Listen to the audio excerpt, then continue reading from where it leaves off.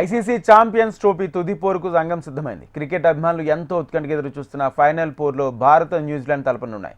తొలి సెమీఫైనల్లో ఆస్ట్రేలియాకు ఓడించి టీమిండియా ఫైనల్కు చేరుకోగా రెండో సెమీఫైనల్లో దక్షిణాఫ్రికాను ఓడించి న్యూజిలాండ్ ఫైనల్స్లోకి అడుగుపెట్టింది.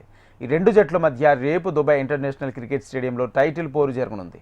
ఈ టోర్నీలో వరుసగా 4 మ్యాచ్ల్లో గెలిచి ఓటమి ఎరుగని జట్టుగా ఫైనల్స్లోకి అడుగుపెట్టిన టీమిండియా మంచి ఉత్సాహంతో ఉంది. అదోజోతో న్యూజిలాండ్ను ఓడించి టైటిల్ను కైవసం చేసుకోవాలని కసిగా ఉంది. మరోవైపు ఇదే సిరీస్లో టీమిండియా చేతిలో న్యూజిలాండ్ ఓడిపోయింది. ఫైనల్స్ చేరుకున్న న్యూజిలాండ్ ఆల్రౌండ్ ప్రదర్శనతో భారత్ను ఓడించాలన్న పట్టుదలతో ఉంది. లీగ్ దశలో టీమిండియా చేతిలో ఎదురైన ఓటమికి ప్రతీకారం తీర్చుకోవాలనుకుంటుంది. న్యూజిలాండ్ బ్యాటింగ్, బౌలింగ్ రెండింటిలోనూ బలంగా ఉంది. ఇక టీమిండియాను దెబ్బ కొట్టడమే లక్ష్యంగా కివీస్ ఫైనల్స్లో అడుగుపెడుతుంది.